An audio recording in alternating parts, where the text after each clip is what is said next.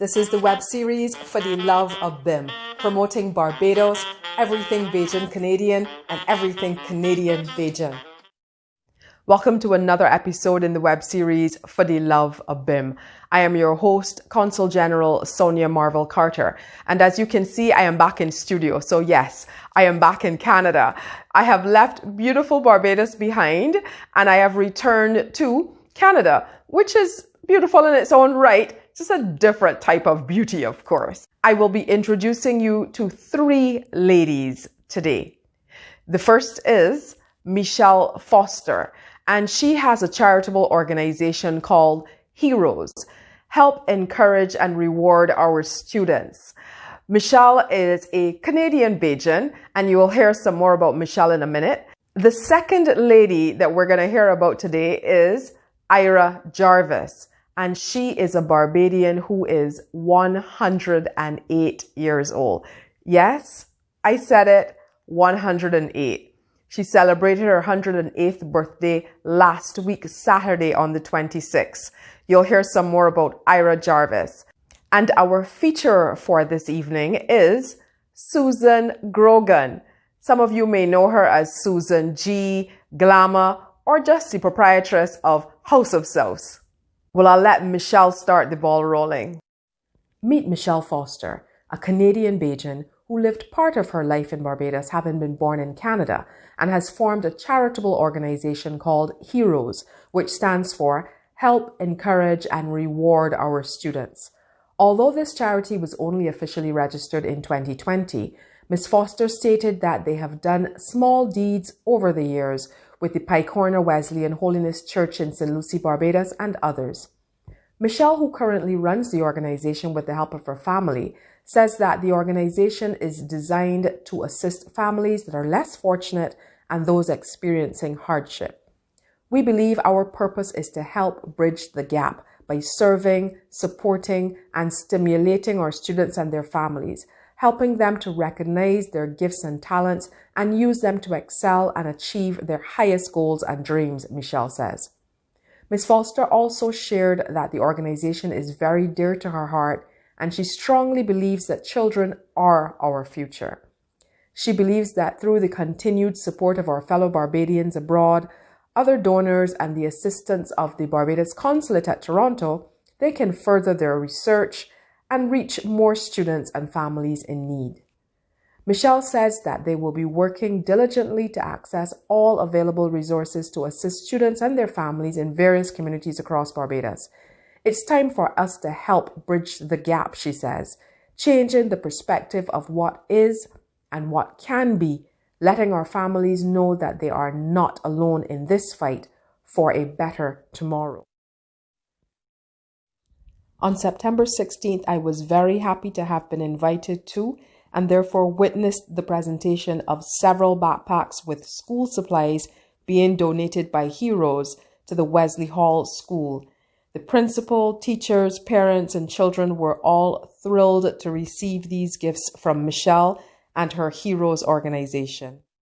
Thank you very much, Michelle, for the work that you're doing in your charitable organization, H.E.R.O.S. I know that the children were very excited to receive their brand new bags filled with supplies in time for the start of school.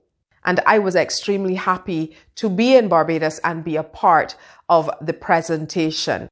Now we will meet Ira Jarvis. Meet Ira Jarvis. She is 108 years old, having celebrated on September 26, yes, just last Saturday. Ira was born in St. Michael, Barbados in 1912 and migrated to the USA as a young girl, where she still lives to this day. Now you are wondering about her Canadian connection. Well, her adopted niece June is a Bajan Canadian, and she shared Ira's story with us. June remembers as a child that Ira and her children would come to Barbados to visit relatives, and because June looked very much like Ira's family, and Ira, as June calls her, would visit June often in the home where she grew up. June never forgot Ira, and even after migrating to Canada many years ago, June would keep in touch with Ira and her family in the USA. Due to the COVID-19 pandemic, June was unable to travel to Albuquerque to celebrate this birthday with Ira and the family. But June tells us that she knows Aunt Ira is well taken care of and happy because her children and her family are looking out for her just as she cared for others throughout her life. Wow, 108 years old. Can you imagine that? I really must applaud Ira Jarvis and her family, of course, who are still looking after her. And June, who has never forgotten that kind and wonderful woman. Now we move on to Susan Grogan. For the love of BIM. Hello, everyone. My name is Susan Grogan, Susan G, as they call me. At present, I'm an ECE teacher. I'm a professional entertainer, and I'm also a young entrepreneur. I hail from the parish of St. Joseph, Suriname, St. Joseph. I migrated to Canada some 30 years ago. I was in Vancouver first, then I went to Calgary living, and then I came over to Toronto and I made Toronto my home. So when I came here, I got a call from this gentleman by the name of Alex Ray. He said he heard that I'm here from Barbados and that I'm a singer, and he wanted me to do some background vocals for a show that was coming up and so on. And I did that. Then after the show, I met with a person by the name of Roger Gibbs, and they were telling me, oh, he's from the Sand Pebbles and how he's so awesome and stuff like that. And I connected with him, and there it is. I started singing with a group called Banja. So from Banja, I started going out singing different places. People started asking me to come to sing, and then I ended up singing background vocals for the Toronto Calypso Monarch. And while doing background vocals for the Monarch, I was like, no man, I gotta sing. I got Structure was my first writer of a calypso. I sang in the competition. I started doing very well in the competition. Every single year in the competition, I made the finals, up until the last maybe 3 years, of which I was not a part of the Calypso Monarch anymore. However, as a professional entertainer, I went on to win the Calypso Monarch Crown in Miami. I also won the Calypso Crown in Ottawa, performing at different places in North America with my band New Generation. I just made it on the scene like that. I was always looking for every opportunity to perform at all Barbadian functions that there is here in Toronto, especially Barbados on the Water, which I missed greatly this year because of COVID. However, looking forward to that next year.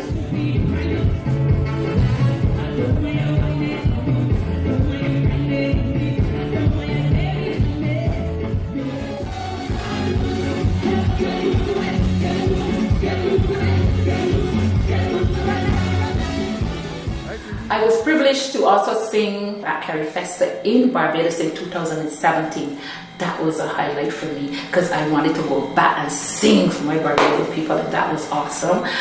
Some of the entertainers who I sang with before or played with before back in Barbados, like Gregory Hunt and David, and those guys came to hear me. I felt so honored, and that was a wonderful experience for me singing for H.E.R.O.S Festa in Barbados. Along with all of that, I produced a variety of shows. The last show being a fundraiser that was held for the late Smokey Bird. That in itself was very successful. Apart from the singing and so on, I am an entrepreneur. I have my own business called House of Sauce. So with House of Sauce, we specialize in Barbadian delicacies.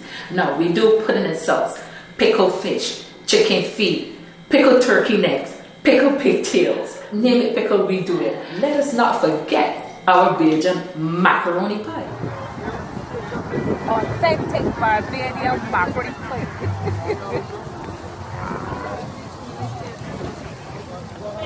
Very involved in the Barbadian community here in Toronto. I've been on various committees. I've sat on the Barbados Charity Ball Committee. I've been involved with a group called BAC, which is the Barbados-Canada. I've been involved in numerous organizations where we cater and we support and look out for our Barbadian people living here in Toronto. Those organizations did a lot for me in terms of getting to know and to meet a lot of other Barbadians living here and to learn from about other Barbadians living here. I will always be there for my Barbadian people. I am a proud Barbadian, and for the love of BIM, I am happy to represent my homeland here in Toronto. Love you, Barbados!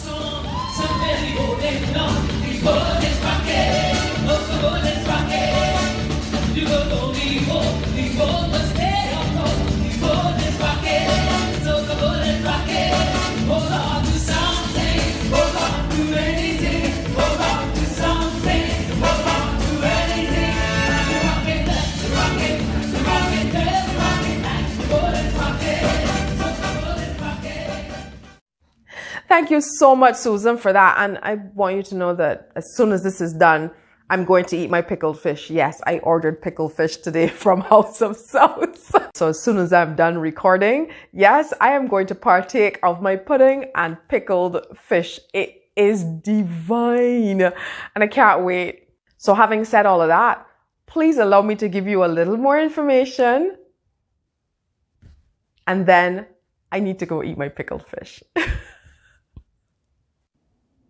Well, that's it, folks. Another episode of Fuhdeloveuhbim is done. Actually, I'm going to share with you. This was the final episode in season 1 of Fuhdeloveuhbim. Yes, there's going to be a season 2, and it's going to start on the 7th of November. We're going to have our Independence series during, obviously, the month of November. And for those of you who are not aware, Barbados' independence is on the 30th of November. That's when we celebrate our Independence Day.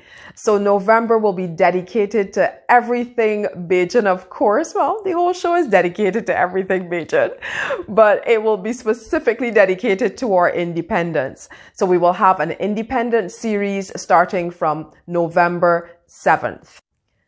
I also invite you to check out all of the activities that will be happening in Canada in celebration of Barbados' independence. Of course, they will all be virtual celebrations. So we will have our virtual flag raising. We will have our virtual church service. And the gala is still coming off. It's just going to be a virtual event. Listen out for the dates for all of those events.